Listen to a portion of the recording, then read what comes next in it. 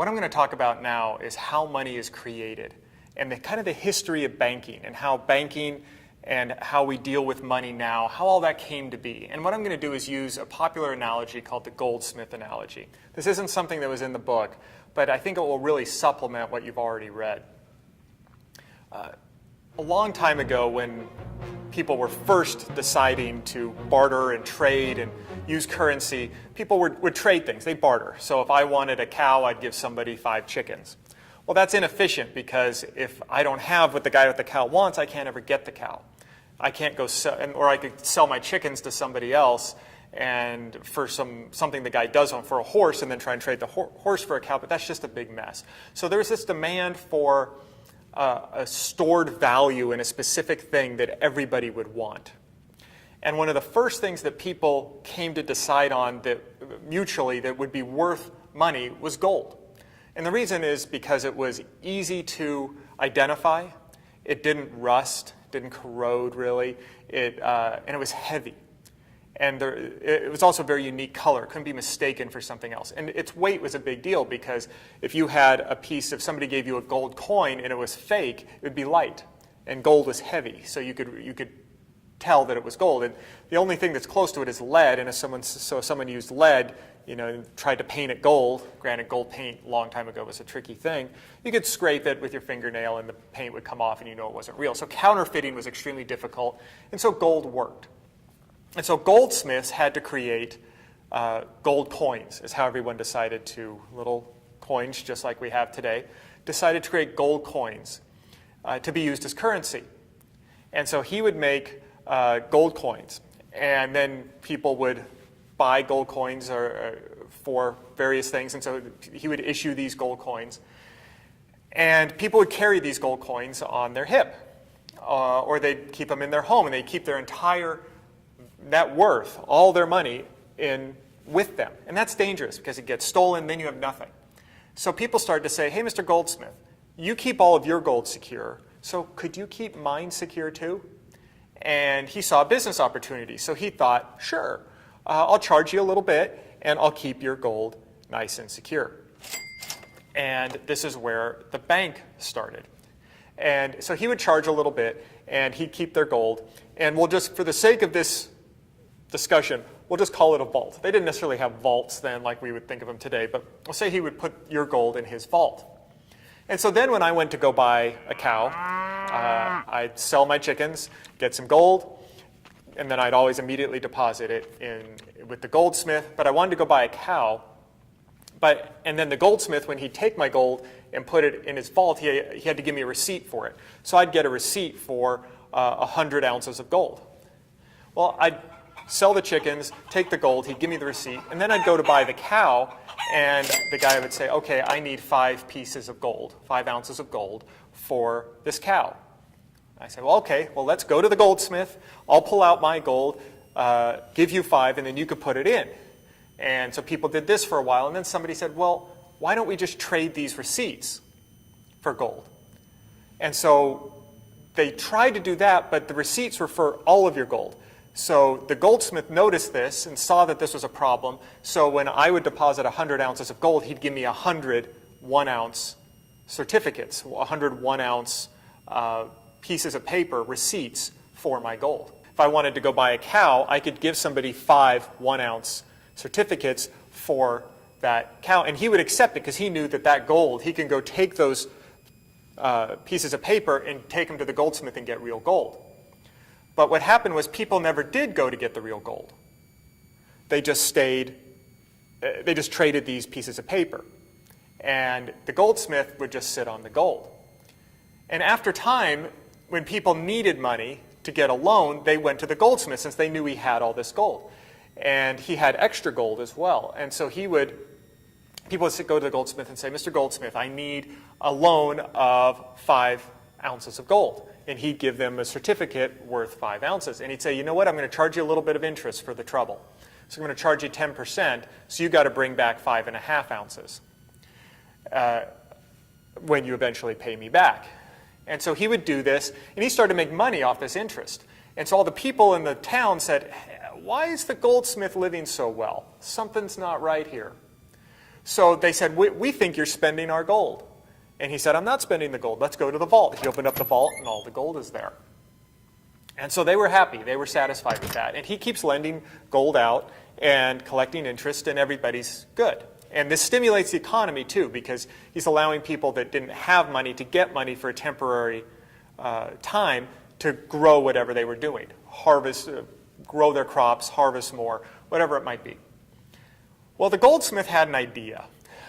When people started to come to him for more money, and he ran out of gold certificates because he was tapped out of gold. He had given certificates representing all of his gold. He didn't have anything more to lend out. He had this idea.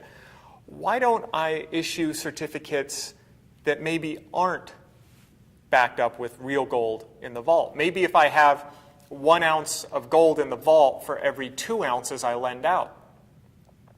Nobody's ever going to know. They all saw the gold in the vault. They know that it's there. They're not going to know I'm doing this. And so he started to lend money that he didn't have. In essence, he was creating money out of thin air.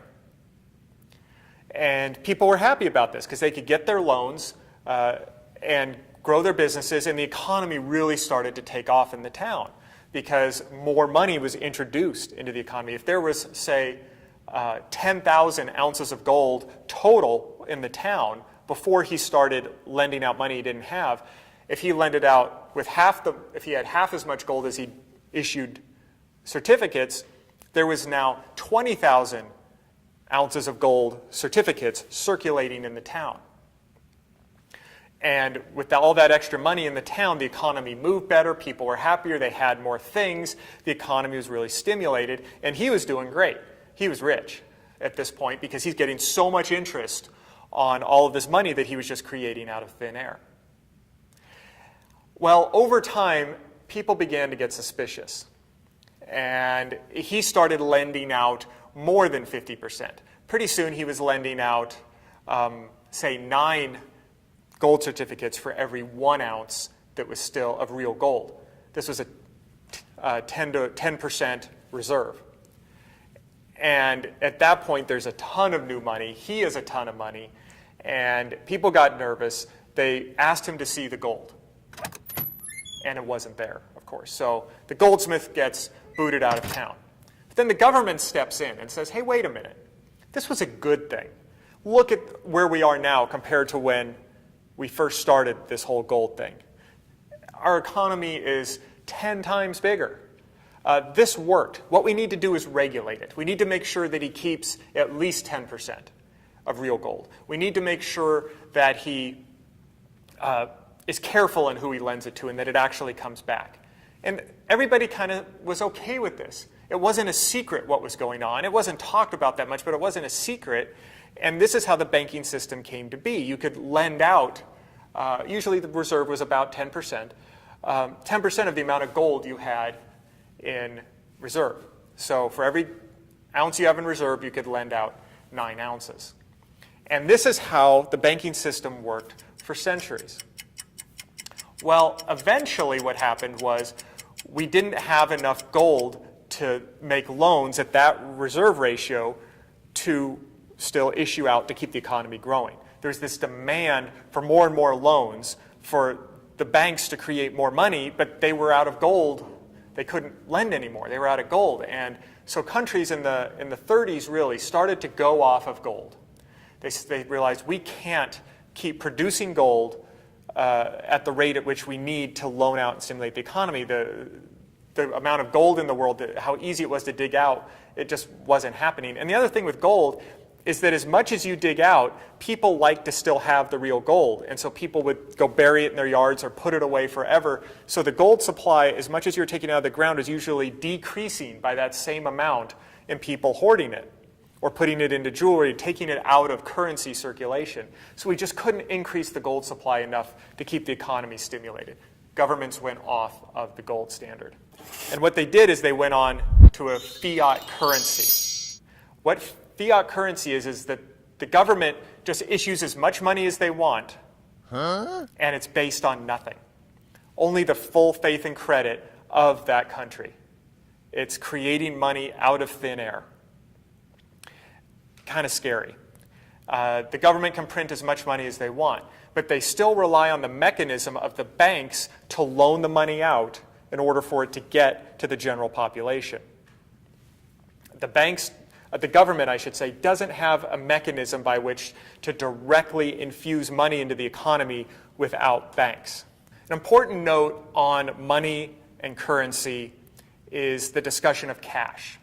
It's a common misconception that that cash makes up most or all of the money supply. And when we use the term the government is printing money, that they are actually physically printing money. They probably are, but actual cash, $100 bills, quarters, pennies, $10 bills, only make up about 2% of the total money supply. So the government does need to keep actually making cash, but actual cash is a very small part of the money supply. Most of the money supply is in computers. Your checking account, your savings account, that's what makes up the money supply. And that's all just kept in computers right now. There's nothing solid behind it, which is a little scary, but that's the system that we use at this time. One of the interesting things is during the Great Recession of 2008, 2009, and when all of that was going on, the banks were made to be the villains. And the bankers were made to be the villains because they were getting bonuses, but it was the government that was giving them money to lend out to try and stimulate the economy, but they did it through the banks. So that when the banks made profit on the money that the government was putting into them with the sole purpose to then lend out, the banks were doing the government's bidding. The government then came down on the banks for doing exactly what they needed them to do. That was quite ironic at the time. And you still see a little bit of that blame on the banks to this day, but the government needs the banks to disperse that money for the entire currency system to work. So now that we are on a fiat currency system, the government has many ways in which to try and get money to the banks to increase the money supply. One, they can make money very cheap for banks to get from the Federal Reserve or the government. And so the banks will then be motivated to lend it out. Currently in 2013, the banks can get money from the government at 0%. So they could get money from the government, lend it out, and then when they receive the loans back, they can pay the government back at 0%. This is another way that the money supply can be increased. The government can also buy mortgage-backed securities, is what they're buying right now, but they could buy securities or anything from a bank, anything to get more money into the bank's excess reserves. Because remember, for every dollar that the bank has in excess reserves, they can lend out 9. So they're trying to get that money back into the banks. And then they rely on the banks to lend those out. The final way is they can buy treasuries. And they can buy treasuries even from individuals, not necessarily banks. But individuals tend not to own as many treasuries, enough treasuries to really create an increase in the money supply. But the government wants to increase the money supply in order to stimulate the economy. The more dollars, just like with the old goldsmith, the more dollars out in the economy, the more it's stimulated. Of course, the danger is if you put too much money into the economy, you're going to get inflation. And inflation will cause massive economic problems. And so inflation is what you don't want. And so the government's trying to stimulate the economy without creating inflation. And it's a very tricky thing. And once again, the government is relying on the banks for all of this to work. Well, in 2013, we have about $10 trillion total. That's as many dollars are in existence all over the world. 10 trillion, almost exactly. And this has gone up dramatically in the last couple of years. And we haven't seen a lot of inflation because of it, because most of that money has been focused in the stock market and other places that are out of the hands of the common man. The money has not made its way down into the general circulation yet. It's starting to. We're seeing increases in gas prices and food prices, but by and large, that money has stayed out, so we haven't had massive inflation. Of course, it could come at any time. Because the government keeps trying to give money to banks, and the banks are not spending it. This is new. The amount of money banks have in excess reserves dictates how much they can lend out. Historically, in order to make as much money as possible, banks have had 0 excess reserves. For the last 50, 60 years, as long as we've been tracking it, banks have held on to nothing. They have loaned out everything they possibly could. That changed in 2009. When the government started infusing massive amounts of money into banks for them to lend out, the banks said, no, we're not going to do it because it'll create inflation, which will make the economy worse. We're not going to do it because they felt the politicians at the time were trying to stimulate the economy for a short period for political gain and for the next election cycle. And the banks were interested in long-term stability because banks want things to be stable in order for their long-term existence, in order for their bank to stay in business, in order for the economy to be healthy, because if everything's healthy, the bank succeeds and the people running the bank succeed, and those are the guys that ultimately make this decision. So the banks started sitting on the money, and so those excess reserves started piling up. As of early 2013, banks have about $1.5 trillion in excess reserves. Remember, this can be lent out at a 9-to-1 ratio. So the banks, if they decided to lend this money out instead of sitting on it, could increase the amount of dollars from 10 trillion to 23 trillion. So that would more than double the total number of dollars in circulation in a very short period of time.